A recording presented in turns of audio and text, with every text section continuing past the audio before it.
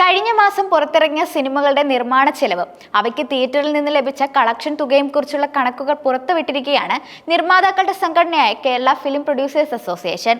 കഴിഞ്ഞ ഫെബ്രുവരിയിൽ പുറത്തിറങ്ങിയ ചിത്രങ്ങളിൽ ഭൂരിഭാഗവും പരാജയമെന്ന കണക്ക് നേരത്തെ പുറത്തു വന്നിരുന്നു. അതിന് പിന്നാലെയാണ് മാർച്ച് മാസത്തിലെ വിവരങ്ങളും പുറത്തു വന്നിരിക്കുന്നത്. 15 സിനിമകളാണ് മാർച്ച് റിലീസായത്. ഇതിൽ മികച്ച പ്രകടനം കാഴ്ചവെച്ചിരിക്കുന്നത് മോഹൻലാൽ പൃഥ്വിരാജ് കൂട്ടുകെട്ടിൽ പിറന്ന എമ്പുരാൻ മാത്രമായിരുന്നു. കഴിഞ്ഞ മാസം അവസാനം പുറത്തിറങ്ങിയ എമ്പുരാന് 175 കോടിയാണ് ബഡ്ജറ്റ്. ചിത്രം പ്രദർശനത്തിനെത്തി ആദ്യ 5 ദിവസം കൊണ്ട് 24 കോടി രൂപയാണ് തിയേറ്ററുകളിൽ നിന്നും സിനിമ നേടിയത്. കഴിഞ്ഞ ആഴ്ച ചിത്രത്തിന്റെ OTT റിലീസ് നടന്നതിന് ശേഷവും ചില തിയേറ്ററുകളിൽ ഇപ്പോഴും എമ്പുരാൻ പ്രദർശിപ്പിക്കുന്നുണ്ട്. എമ്പുരാനോടൊപ്പം പുറത്തിറങ്ങിയ ചിത്രം അഭിലാഷം വെറും 15 ലക്ഷം രൂപ മാത്രമാണ് നേടിയത്.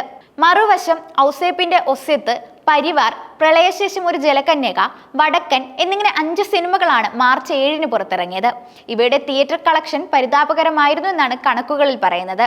ഈ 5 സിനിമകൾക്കും തിയേറ്റർ വിഹിതം വഴി മുടക്കുമുതൽ തിരിച്ചു പിടിക്കാനായിട്ടില്ല. മാർച്ച് 14-ന് റിലീസ് ചെയ്ത ആരണ്യം, ദാസേട്ടന്റെ cycle, Kaadakam, leech, Rakshasi the lady killer, Uttavar, waiting list എന്നീ സിനിമകളിൽ 5 സിനിമകൾക്കും ലഭിച്ച തിയേറ്റർ കളക്ഷനും ബഡ്ജറ്റിനും വളരെ താഴെയാണ്. ഉറ്റവർ, വെയിറ്റിംഗ് ലിസ്റ്റ് എന്നീ സിനിമകളുടെ ബഡ്ജറ്റ് സംബന്ധിച്ച കണക്കുകൾ പുറത്തുവിട്ടിട്ടില്ല.